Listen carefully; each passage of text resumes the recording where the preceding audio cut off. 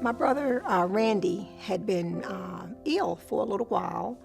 On the 18th of December, my mother called and told me that the ambulance was at the house to pick up Randy because he had had a heart attack.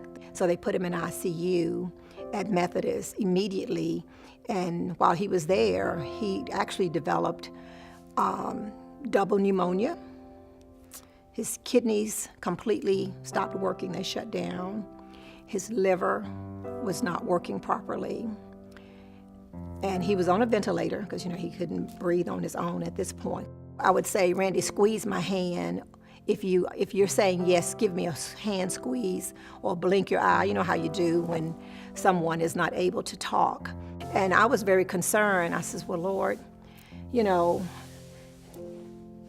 is my brother, where is he going to spend eternity? What's going to happen if he doesn't make it? How do I know? What assurance can you give me in this situation if my brother doesn't make it? It's appointed unto man once to die. And we had to accept that at 49, on January 6th, that the Lord had decided that he would not continue with us here. I got up the next morning. My mother had said something while my brother was in the hospital. Randy had been admitted on the 18th of December. I had come to the hospital that Sunday, and we were just sitting there. We had had prayer. We were just talking, just having a conversation, and she just blurts out, Bellevue sent Randy a Bible.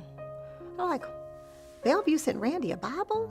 And I'm thinking, Randy doesn't talk. Randy, how in the world did Bellevue know to send Randy a Bible? And I just dialed my 347-2000, and I said, well, surely I can just give him his name. And I did. All I had was Randy Thomas. That's all I had, Randy Thomas. She said, actually, we have where your brother, Randy Thomas, called in on December 15th after the television broadcast that Pastor Gaines had done. And he called in and he asked for prayer. She said, well, the deacon's name is Bobby Hancock. I said, oh, okay, thank you so much. And it probably was within 15, 20 minutes, the phone rings again, and there's this man.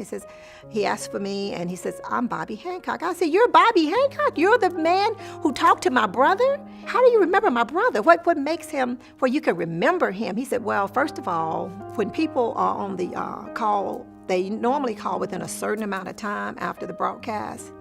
He said, your brother called very late. It was very late, way past the time anybody would call. He said, but I was there. I was there late. I was there late that day. And I got that call. And Bobby led him to Christ. 3 days later, he never spoke again. Now, I don't know if he knew what was going to happen. I have no idea.